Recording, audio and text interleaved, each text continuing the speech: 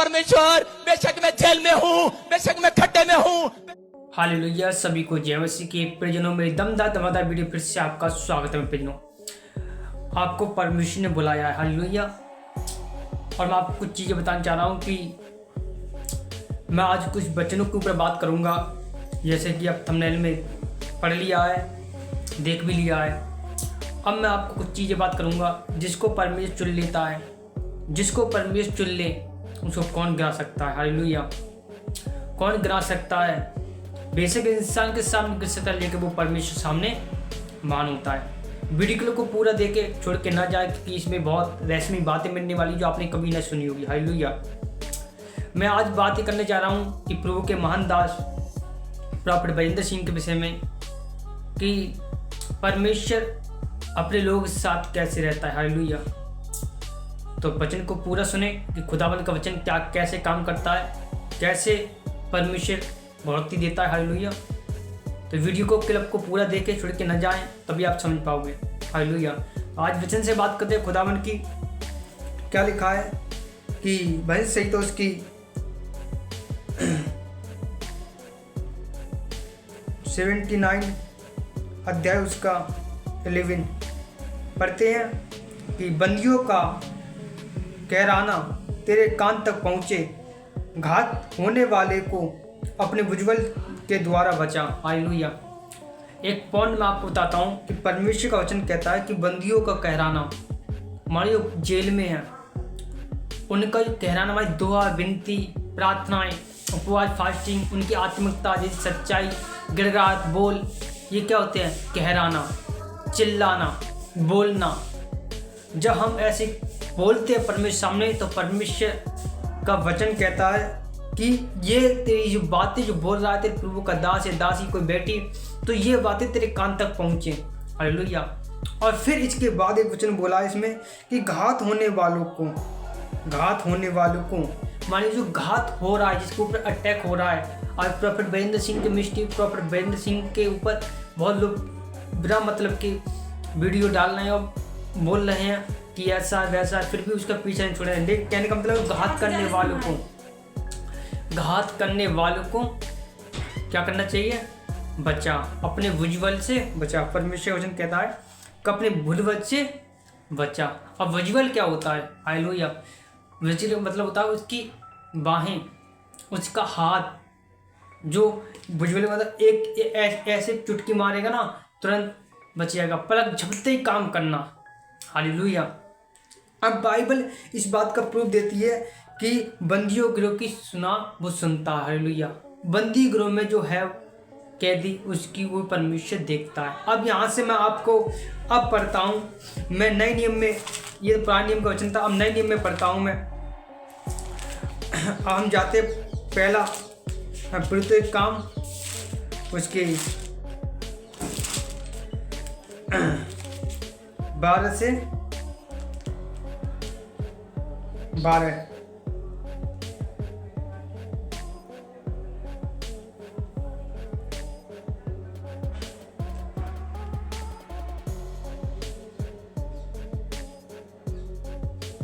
12 के 7 से पढ़ते हैं। क्या लिखा है? तो देखो, बंदी गृह में एक प्रभु का दास खड़ा हुआ और उस कोठरी में ज्योति चमकी, और उसने पतरस की पसली पर हाथ मारकर उसे जगाया और कहा, उठ जल्दी कर। और उसके हाथों से जंजीरें खुलकर गिर पड़ी। तब स्वर्गदूत ने उससे कहा, कमर बांध और मैं अपने जूते पहन ले। जैसा उसने किया वैसा ही किया। फिर उसने कहा, अपना वस्त्र पहनकर मेरे पीछे हो ले। हालेलुया। अब कहने का मतलब पतरस जो था वो बंदी गृह में था। हालेलुया। बंदी गृह में था। अभी हमने वचन पढ़ा बहन संहिता का। अब उसमें क्या है कि बंदी गृह की परमेश्वर सुनता है। अब यहाँ पर बाइबल कह रही है कि यहाँ पर बंदी गृह में पतरस था। अब पतरस जब दुआ कर रहा, प्रार्थना कर रहा और उनकी कलीसिया प्रार्थना कर रही, तो हम लोग प्रार्थना कर रहे हैं, कलीसिया प्रार्थना कर रहे, लोग प्रार्थना कर रहे हैं, परमेश्वर सुनता है। हालेलुया। अब वो क्या कह रहा है? परमेश्वर क्या कहता है? सुनता है, 100% सुनता है।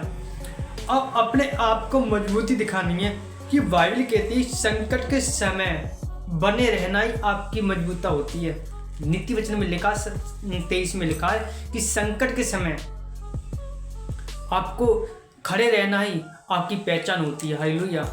लेकिन जब संकट के समय आप नहीं रहोगे, खड़े होना, विश्वास तोड़ दो कि हमें कुछ नहीं मिला, आप दोष लगाओगे, तो परमेश्वर आपको उन चीज़ों को छोड़ देगा जो आपने संघर्ष किया, छोड़ देगा।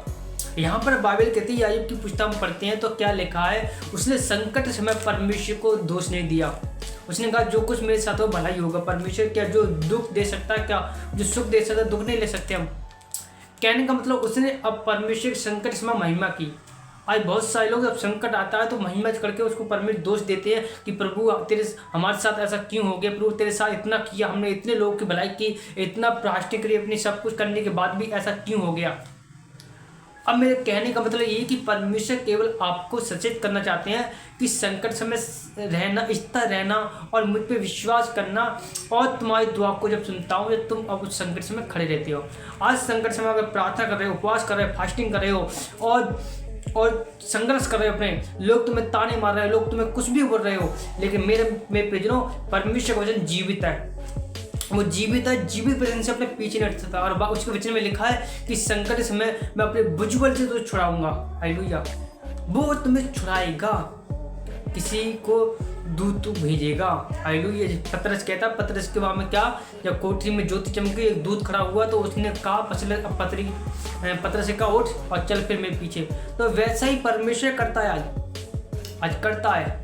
लेकिन हम जब आत्मा में होते हैं तो हालेलुया, हमें दर्शन में दिखाएगा हर चीज़। ये चीज़ जब डिपेंड होती है जब हम परमेश्वर से आत्मिक रूप से संबंध बने रखते हैं।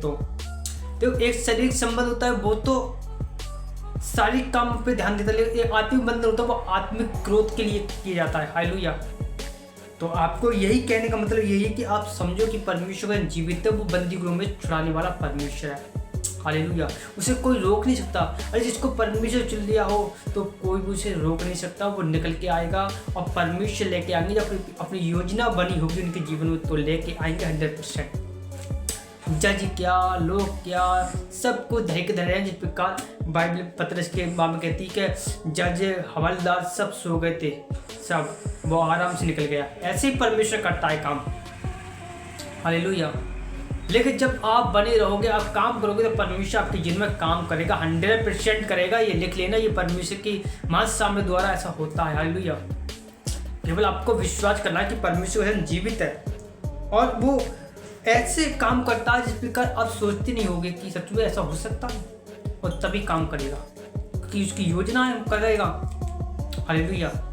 आपको केवल समझना है कि परमेश्वर हमारे साथ रहते हैं, हमें हर बार बचाते हैं, हमें आनंद देते हैं, संकट समय छुड़ाते हैं। आपको एक काम करना है, आपको परमेश्वर विश्वास दिखाना है और प्रेम करना है। हर समय आप गुस्सा रहोगे, हर समय मन में गलत सोचते रहोगे, हर समय कुछ भी बात बोलते रहोगे, तो परमेश्वर आपके विचारों को देखते हैं तो आपको सहायता नहीं करेंगे। हालेलुया। लेकिन सहायता जब होती है आप मन से शुद्ध होते हो और मन से प्रसन्न रहते हो तभी। अब छोटी छोटी बातों पे नाराज होते हो, छोटी छोटी बातों पर गुस्सा होते हो, कुछ भी बात करते हो ऐसा, तो परमेश्वर आपसे नाराज रहते हैं। आप कितनी प्रार्थना करें, कितनी उपवास करें, कितनी फास्ट, वो नहीं, क्योंकि वो तुम्हारे दिल को देखता है, तुम्हारे मन को देखता है परमेश्वर। जब मन में कुछ वो पहले से भरी पड़ी तो परमेश्वर कैसे आएगा। हालेलुया। कहने का मतलब आए परमेश्वर से दुआ करो, खड़े रहना ही परमेश्वर के लिए छुटकारे का रास्ता दिखाई देता है। हालेलुया।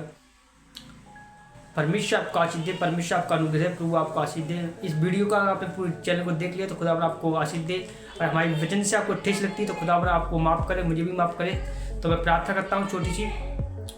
सब शक्तिमान मेरे पिता परमेश्वर यीशु मसीह नाम दुआ करता हूँ परमेश्वर, मेरे खुदा जो भाई बहन देख रहा है परमेश्वर, आज के इनके जीवन में हर एक गलती, हर एक क्रोध, हर एक अभिलाषाएं, हर एक दुष्ट की प्रॉब्लम, हर लाचार यीशु मुझे धुआं बन को दिया पिता। आत्मा उनके छुए पिता, ब्लस करे यीशु मसीह के नाम से। आत्मा छुए प्रभु, ब्लस करे यीशु के नाम में। आमीन। खुदा आपको आशीष, सभी को जय मसीह। God bless you.